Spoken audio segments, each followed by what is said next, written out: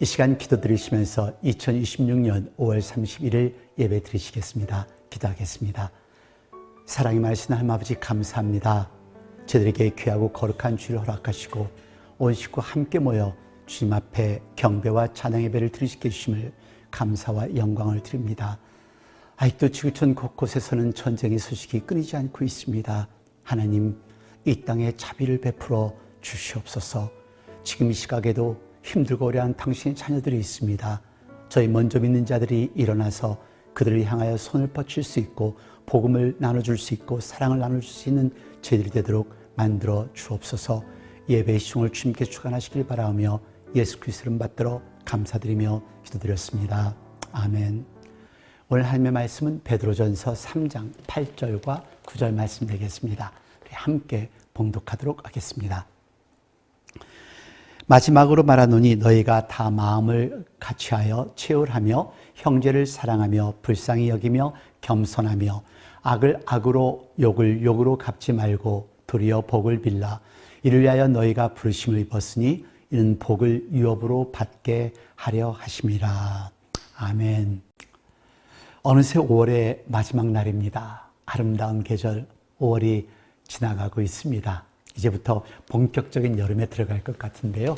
여러분들 건강 조심하시기를 바랍니다. 오늘 하루도 행복한 하루가 되시기를 바라고요. 여러분 혹시 별명이 있으세요?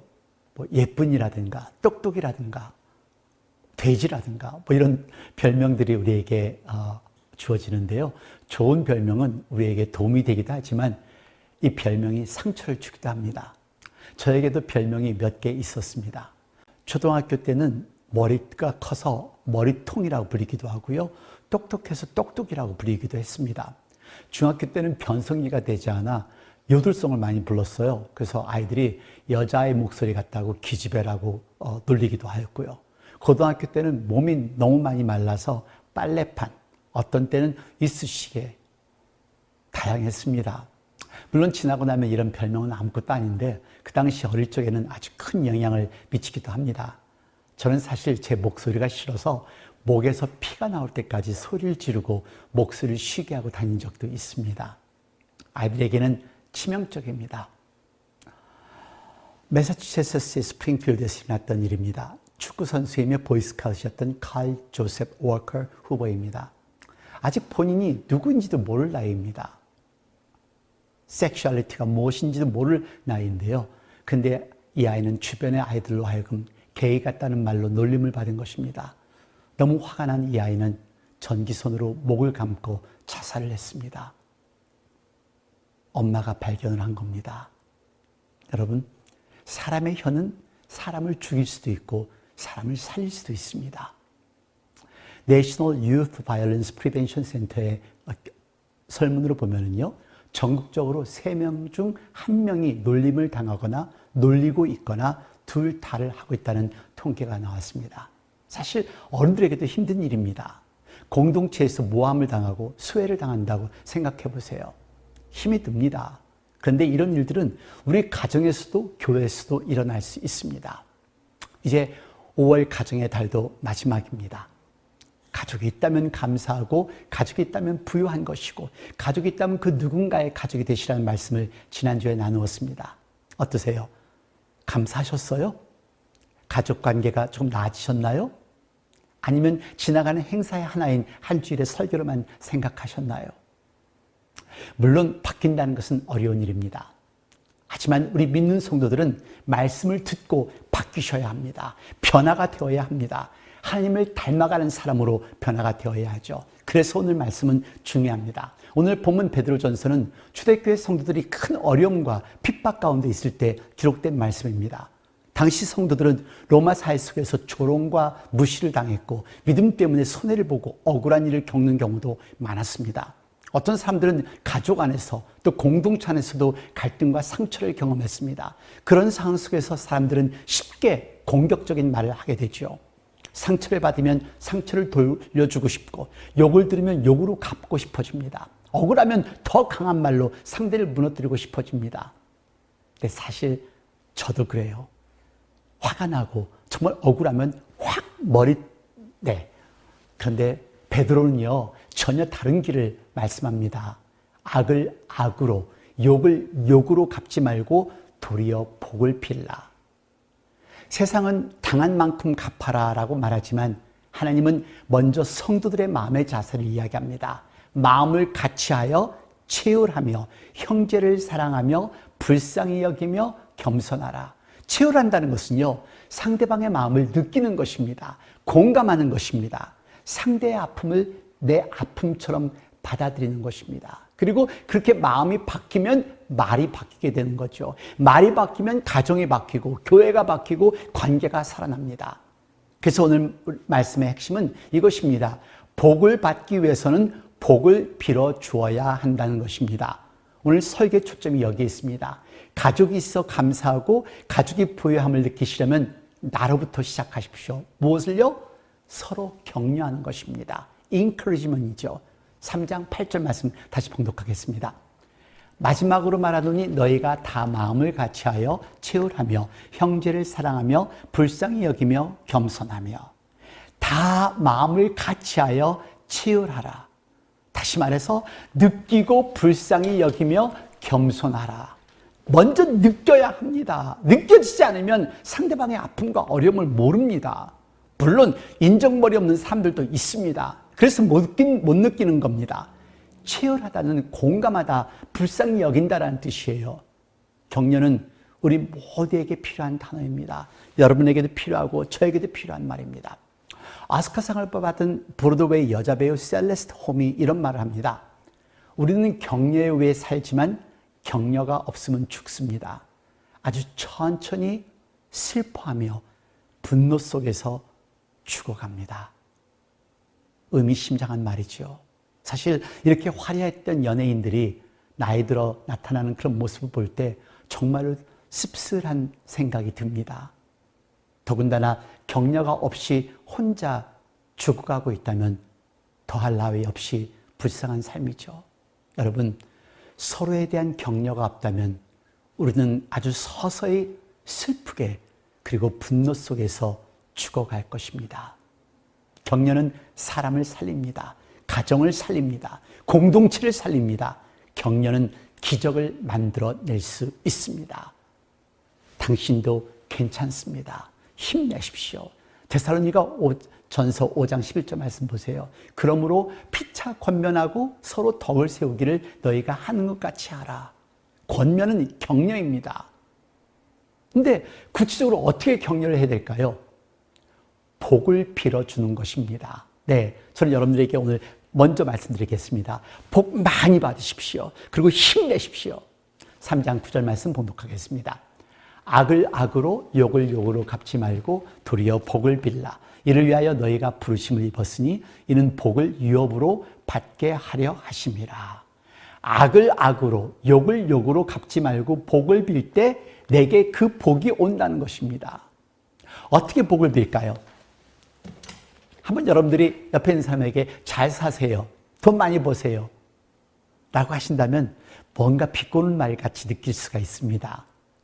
그래서 당신이 정말로 그 누군가에게 복을 빈다면 먼저 웃으세요. 웃음으로 그분을 대하십시오. 당신의 미소는 다른 사람에게 빛이 될 수가 있고 위로가 될 수 있기 때문입니다. 웃으세요. 제가 어릴 적에 저희 어머니가 항상 그러셨습니다. 아무리 하루 일이 힘들어도 집에 돌아와서 제가 웃는 모습을 보기만 하면 모든 것이 사라지신다고요. 지금도 그러시죠. 지금도 아들 때문에 새벽 기도를 드리고 또 새벽 제단을 쌓으시고 계십니다. 이것이 우리 부모님들 마음이겠죠. 부모님께 따스한 미소를 지으십시오. 그리고 당신의 반려자에게도 미소를 지으십시오. 당신의 모습이 돋보이기도 할 뿐이거니와 당신의 미소는 차가워졌던 그리고 지쳤던 당신의 가족의 마음을 따스하게 해줄 것입니다. 한번 크게 미소 지어보세요. 그리고 둘째로 말로 격려하세요. 말에는 파괴할 수 있는 힘도 있지만 엄청난 힘을 발할 수 있다는 힘이 될 수도 있다는 것을 기억하십시오. 당신의 말 한마디가 상대방의 생명을 살린다고 생각해 보신다면 앞으로 어떤 단어를 어떻게 이야기할지를 조심하게 될 것입니다. 저는 방송을 25년 동안 하면서 제가 드리는 말씀이 그렇게 대단하다고 생각해 본 적이 없었습니다. 10년쯤 되었을 때였던 것 같아요. 제게 걸려온 2번의 전화가 저의 생각을 바꿨습니다. 한 분은 할머니이신데 겨울에는 방송이 잘 안 들려서 라디오 끝에 납종이를 달아 듣는다면서 마지막 심야 방송이 끝날 때까지 귀를 기울이신다고 합니다. 그러면서 전화를 주셨어요. 오늘 밤처럼 내 삶이 그렇게 어두운데 그런 어둠 속에 나 같은 늙은이를 위해 빛이 되어 주셔서 고맙습니다 하시는 것이었습니다.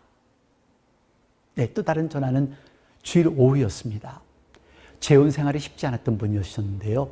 특히 그날따라 남편과 전 부인의 10대 딸에게 모욕을 당하고는 더 이상 살고 싶지 않다는 생각에 그대로 차를 운전하다가 다른 차에 박고 죽겠다는 생각을 하고 있었다고 합니다.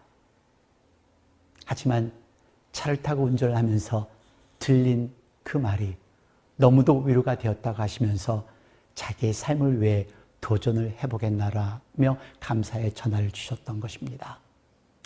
그래서 그 뒤로 저는 한마디 한마디에 신경을 씁니다. 그리고 어느 모퉁이에서 버림받고 아파하고 힘들어하시는 분이 있다면 그 방송을 통해서 하나님의 위로의 메시지가 닿을 수 있도록, 그리고 그들이 하나님을 알아 삶이 바뀔 수 있도록 최선을 다했습니다. 그리고 지금도 다하고 있습니다. 어느 말을 하실 수 있으세요? 부인에게, 남편에게, 부모님에게, 자녀에게, 옆에 있는 친구에게 따스한 말씀을 드려보세요. 힘내세요. 용기 잃지 마세요. 걱정하지 마세요. 용서합니다. 아름다우세요. 사랑해요. 그리고 당신 잘하고 있어. 그리고 수고했어. 당신 참으로 귀해. 너는 참으로 똑똑해. 네, 여러분들에게 한 분을 소개하고 오늘 설교를 마치겠습니다. 이분은 벤 칼슨입니다. 디트로이트에서 아주 가난하게 엄마와 형과 살았던 아이입니다. 한때는 스투핏이라는 별명을 들 정도로 공부를 못하고 낙제를 했던 아이였습니다. 그런데 그의 엄마는 아들을 포기하지 않았습니다. 성적표를 받고 학교로 불려간 엄마는 그때부터 아이들에게 일주일에 책을 2권씩 읽게 합니다. 그리고 기자와의 인터뷰를 통하여 말합니다. 내가 할 수 있었던 것은 오직 기도였습니다. 벤 칼슨은 결국 존스 홉킨스의 소아과 신경외과 과장이 되었고 하나님께 주신 그의 손으로 1987년 이후로 불가능한 수술들을 해낸 것입니다. 특히 1987년에는 머리가 붙어 태어난 결합 쌍둥이들을 세계 최초로 분리수술을 해내면서 세계적으로 명성을 떨쳤습니다. 2008년 대통령상 수상에 이어 2017년에는 주택도시개발부 장관으로 임명되었습니다.